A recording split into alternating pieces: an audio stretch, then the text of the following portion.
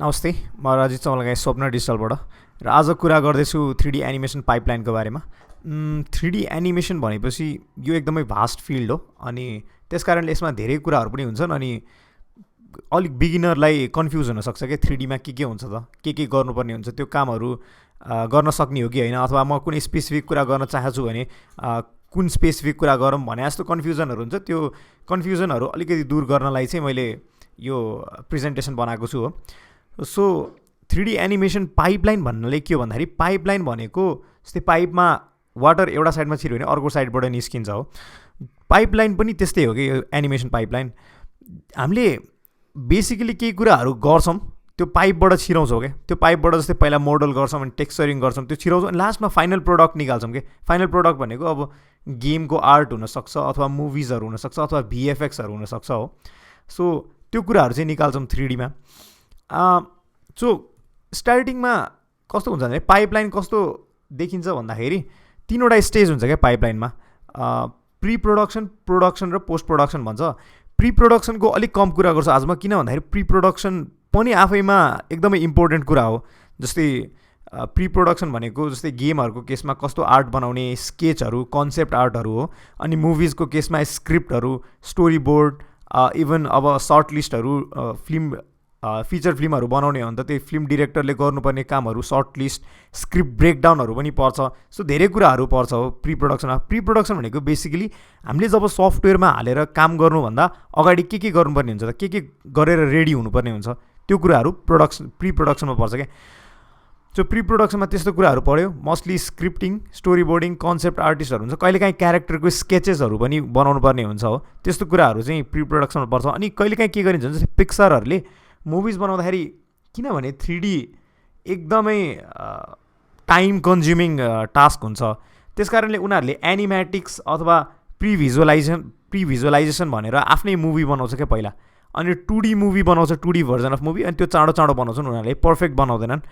अनि त्यो यदि वर्क गर्दो रहेछ त्यो मुभी, यो मुभी त राम्रो रहेछ भने जस्तो लाग्यो भने चाहिँ उनीहरूले फेरि अब प्रोडक्सन थाल्छन् कि। अनि केही कुरा चेन्जेस गर्नु पऱ्यो भने चाहिँ फेरि चेन्जेस गरेर अनि त्यसपछि फेरि एनिमेटिक्स बनाउँछन्। अनि एनिमेटिक्सबाट ओहो यो वर्क गर्दो रहेछ भनेर फाइनलाइज भएपछि चाहिँ अब प्रोडक्सनमा जाने हो कि। अनि प्रोडक्सनमा धेरै कुरा हुन्छ। प्रोडक्सनमा 3Dमा मोस्टली मोडलिङ, टेक्स्चरिङ, रिगिङ, एसेट्सहरू बनाउने अनि सिन्सहरू हाल्ने त्यस्तो कुराहरू हुन्छ जुन म गर्ने नै वाला छु। अनि त्योभन्दा अगाडि पोस्ट प्रोडक्सनको बारेमा केही भनिहाल्छु। पोस्ट प्रोडक्सन भनेको मोस्टली भिडियो एडिटिङ र कम्पोजिसन हो, अथवा भिएफएक्स पनि पर्न सक्छ पोस्ट प्रोडक्सनमा, अथवा भिएफएक्स भनेको प्रोडक्सनमा पनि पर्न सक्छ, depending on the complexity of the project भनौँ न। पोस्ट प्रोडक्सन भनेको बेसिकली सबै कुरा प्रोड्युस भइसक्यो, अब सबै आफ्नो ठाउँमा छ, तर त्यसलाई सबैलाई सँगै ल्याएर जुन हाम्रो एनिमेसनमा मात्रै होइन कि मुभिजहरूमा पनि हुन्छ नि, मुभिजहरूमा पनि सबै सर्टहरू लिइसक्यो, अब सर्टहरूलाई कम्बाइन गर्नु पऱ्यो, म्युजिक हाल्नु पऱ्यो, अनि त्यसपछि फोली साउन्ड भन्छ। फोली साउन्ड जस्तै मान्छे हिँडेको छ भने ट्वाक ट्वाक आवाजहरू हुन्छ हो, त्यस्तो आवाजहरू फोली साउन्ड भन्छ। अब डिफ्रेन्ट आस्पेक्टमा काम गर्नु पऱ्यो। अब कहिलेकाहीँ कलर करेक्सनहरू हुन्छ हो, कलर डिफ्रेन्ट, कहिलेकाहीँ लाइटिङहरू मिलेको हुँदैन, त्यो करेक्सन पनि गर्नुपर्ने हुनसक्छ। सो धेरै कुरा हुन्छन् पोस्ट प्रोडक्सनमा पनि। त्यो भनेको चाहिँ प्रोडक्सन भइसकेपछि फाइनलमा गर्ने कुरा भयो। अब प्रोडक्सनमा के हुन्छ त, मोस्टली यदि 5वटा कुरा हुन्छन्, तर हुन त धेरै कुराहरू हुन्छन्। त्यसको अब सबै डिटेलमा गएर खासै बिगिनरलाई पनि खासै रेलिभेन्ट हुँदैन। पहिला यो सबै कुरा बुझेर अनि यिनीहरूको बारेमा डिटेलली बुझ्यो भने अनि त्यसपछि आफै एक्सप्लोर हुँदै जान्छ हो। सो पहिला कुरा गरौँ मोडलिङको। मोडलिङ भनेको के हो त, मोडलिङ भनेको बेसिकली सेप दिनु हो क्या। कुनै पनि मोडल हामीले भन्छौँ भने जस्तै क्यारेक्टरकै मोडल लिउँ न, क्यारेक्टरको मोडल भनेको टाउको भनेको एउटा स्फियर जस्तो हुन्छ। अब स्फियरसँग खेलाइन्छ, स्फियरलाई मेबी कान बनाउनु पऱ्यो भने एक्सट्रुड गरिन्छ। अब डिफ्रेन्ट टुल किट्सहरू युज गरेर बेसिकली के गरिन्छ त, सेप दिइन्छ कि। जस्तै बुक बनाउनु पऱ्यो भने के हो, एउटा क्युब जस्तो, क्युबलाई फ्ल्याटन गरेको जस्तो अब त्यसै गरी बनाइन्छ कि सेप्सहरू, जुन हामीले मोडलिङको ट्युटोरियल्स गर्छौँ त्यसमा पनि तपाईँले मोडलिङको ट्युटोरियल्स हेर्न सक्नुहुन्छ। हामी ब्लेन्डर युज गरेर मोडलिङ गरेका छौँ। आइडिया बेसिक के हो त, यो सेप्सहरू तपाईँले ट्रायङ्गल, क्वाड्रिलेटरहरू देखिराख्नु भएको छ, त्यो सेप्सहरू 2Dमा भयो, त्यो 2D सेप्सहरू जोड्दै गयो भने 3D बन्छ क्या। अनि 3Dमा प्रिमिटिभ सेप्सहरू भन्ने हुन्छ। प्रिमिटिभ भनेको जस्तै कोन अथवा सिलिन्डर क्युबहरू तपाईँले देखिराख्नु भएको छ, युभी स्पेयर भन्छ, त्यस्तो कुराहरू चाहिँ प्रिमिटिभ सेप भयो। प्रिमिटिभ सेपलाई मोडलिङ गर्ने टुल्सहरू खेलाएर अब जे पनि मोडल गर्न सकियो क्या। मोडलिङ भनेको बेसिकली के भयो त, तपाईँको डाटा जस्तै भयो क्या एक हिसाबले। त्यो डाटा कम्प्युटरले सर्टेन वेमा स्टोर गर्छ सो द्याट हाम्रो आँखाले चाहिँ सर्टेन वेमा देखिन्छ क्या त्यसलाई। सो मोडलिङ भनेको त्यो भयो। अब मोडलिङ पछि के आउँछ भन्दाखेरि टेक्स्चरिङ आउँछ।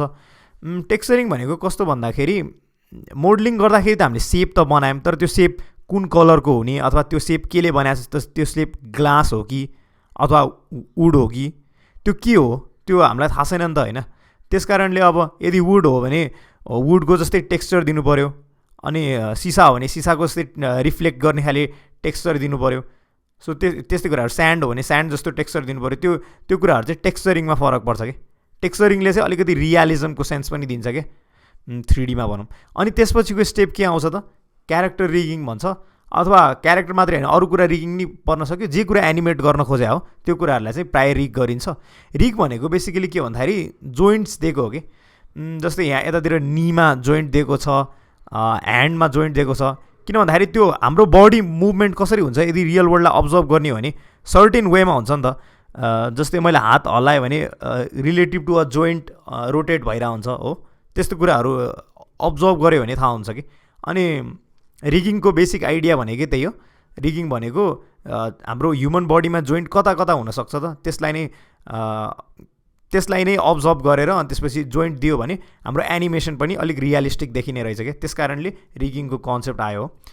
अनि त्यसपछि अब फाइनली आउँछ एनिमेसन। एनिमेसन भनेको चाहिँ मोस्टली एनिमेसन गर्ने तरिका भनेको की फ्रेम्सहरू युज गरेर, जस्तै कन्ट्याक्ट पोज भयो, हाई पोज भयो, पोज टु पोज पनि भन्छ यसलाई हो एनिमेसन प्रिन्सिपल्समा। एनिमेसन प्रिन्सिपल्स भन्ने पनि हुन्छ, प्रिन्सिपल्सको छुट्टै भिडियो बनाउनेछौँ हामी। एनिमेसन प्रिन्सिपल्स भनेको एनिमेट गर्दाखेरि के कुराहरू ध्यान दिनुपर्छ त, रियल वर्ल्डमा त कस्तो मजाले एनिमेट भइरहेको हुन्छ अब्जेक्ट्सहरू हो, धेरै कुराहरू मुभमेन्ट भइरहेको हुन्छ, सटल मुभमेन्ट हुन्छ, त्यो हामीलाई थाहा पनि भइरहेको हुँदैन कतिपय बेलामा त्यो एनिमेट भइरहेछ भनेर हो। तर मुभी बनाउँदाखेरि त हामीसँग कन्ट्रोल छ, सबै कुरा एनिमेट गर्न सक्छौँ नि त हामीले हो। त्यो भन्नुको मतलब के भन्दाखेरि हामीले त्यसलाई लाइफ दिने प्रोसेस हो क्या यो भने। हामीले अब सिम्पल क्यारेक्टर मात्रै एनिमेट गरेर ब्याकग्राउन्ड छोडिदिन पनि सक्छौँ, त्यो अलिकति रियलिस्टिक देखिँदैन क्या वन्स अगेन। किन भन्दाखेरि पछाडि हावा चलिरहेको हुनसक्छ, त्यो भने पछाडि पर्दा छ भने पर्दा हल्लाइदिने, त्यस्तो कुराहरू गऱ्यो भने के हुन्छ त इभन लाइफ आउँछ हो, अझै लाइफ दिन्छ क्या त्यसले। अनि त्यो कुराहरू त भइहाल्यो। इभन क्यारेक्टर स्पेसिफिक मुभमेन्टकै कुरामा जस्तै हाम्रो हिँड्दाखेरि नी बेन्ड हुन्छ कि अथवा हिँड्दाखेरि पुरै बडी नै बेन्ड हुने हो कि, त्यो कुराहरूलाई बिस्तारै अब्जर्भ गरेर अनि फेसियल एक्सप्रेसन्सहरूलाई ध्यान दिने, त्यो कुराहरू चाहिँ एनिमेसनमा पऱ्यो कि। एनिमेसनको बेसिक आइडिया भने चाहिँ की फ्रेम नै चलाउने हो, पोजिसन रोटेट स्केलिङ नै गर्ने हो, तर त्यसलाई लाइफ दिने खालेमा लाइफ दिने प्रोसेस युज गरेर एनिमेसन गऱ्यो भने चाहिँ एनिमेसनहरू पनि बबाल बनेर आउँछ कि। अनि त्यसपछि लाइटिङको कुरा आउँछ। जस्तै एनिमेट गऱ्यौँ अनि हामीले मोडलिङ पनि गऱ्यौँ, सिन्स पनि बनायौँ। अब सिन बनाइसकेपछि चाहिँ सिनलाई लाइटिङ दिनुपर्छ कि। लाइटिङ दिएन भने त कुनै पनि कुरा देखिँदैन नि त रियल वर्ल्डमा पनि। जस्तै हाम्रो डे छ भने डे लाइट भनेको सनलाइट हो, सनलाइटलाई मिमिक गर्न सकिन्छ कि 3Dमा। सन यो डिरेक्सनबाट सन आइरहेछ भने त्यसको अपोजिटमा स्याडो बन्छ, त्यो कुराहरू खेल्न सकिन्छ। अब स्याडोहरू कस्तो बनाउने, सफ्ट बनाउने कि हार्ड बनाउने कि, अनि जस्तै सनको कलर येल्लो छ भने येल्लोइस टोन दिने कि, त्यस्तो कुराहरू पनि बनाउन सकिन्छ। अनि त्यस्तो गर्दै गयो भने चाहिँ अब वार्म लाइट दिने कि कुल लाइट दिने कि, त्यो कुराहरू पनि ध्यान दिनुपर्ने हुन्छ। अनि बब्बाल एउटा सिन बनेर आउँछ भनौँ है।